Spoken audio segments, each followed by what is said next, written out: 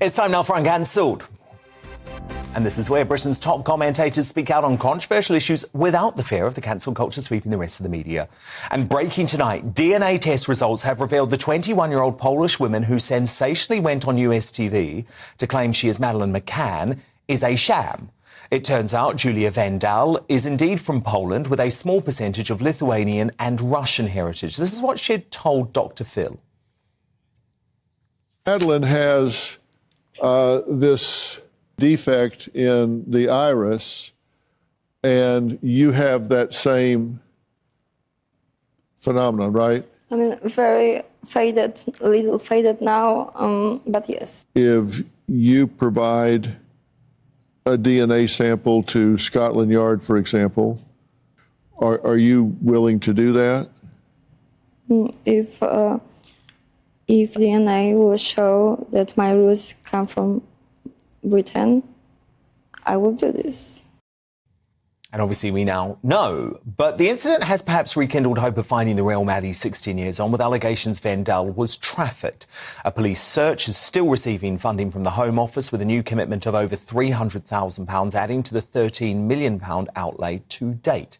Well, former police officer turned reporter and author Mark Williams-Thomas is best known for exposing Jimmy Savile as a paedophile in a series of damning documentaries. But in a news show last year, he set out to unravel the mystery of Madeleine McCann and whether she was abducted by the prime suspect, German sex offender Christian B.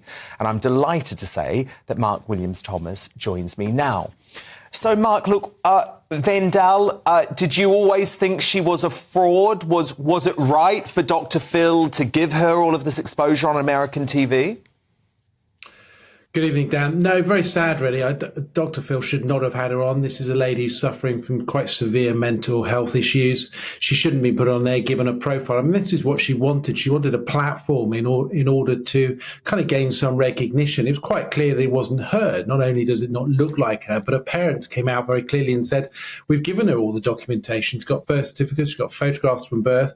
It clearly isn't her. And in fact, she, for some weeks was saying, someone do a DNA test on me. She could quite easily have gone to any of the companies that provide DNA tests, and it would have shown that she's from, she's Polish, Lithuanian origin, and that her parents are who they say they are.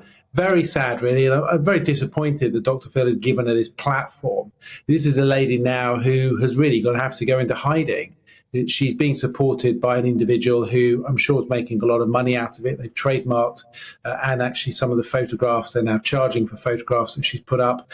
Very disappointing. And don't forget, what we have out of all of this is a missing girl and the torment that Gerry and Kate, whatever your views are about Gerry and Kate, your torment that Gerry and Kate have had to endure over the last weeks, where this young woman's claiming to be their daughter.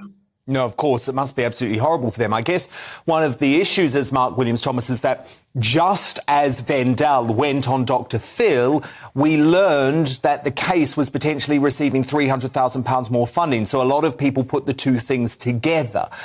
Do you think it's right for all of this money to keep being pumped in, even though it doesn't necessarily look like we're all that closer? Or is there something that the public doesn't know about the investigation? Well, let me deal with the last part first. No, there's nothing there are things, of course, the public don't know because it's an ongoing investigation of a criminal nature.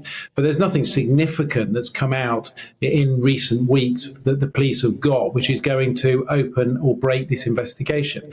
It's really good that money's being applied to the disappearance of Madeleine McCann, but put that into the context, the same amount of money should be being applied to every other case where there are missing children. There are cases out there of young boys, young girls who've gone missing, and they don't receive anything near the publicity and the profile that Madeleine's case has received. And what we have to remember, and this is really significant, is it is not a British case. This is a Portuguese case. This is a young girl, yes, British girl, who goes missing in Portugal. It's a Portuguese crime.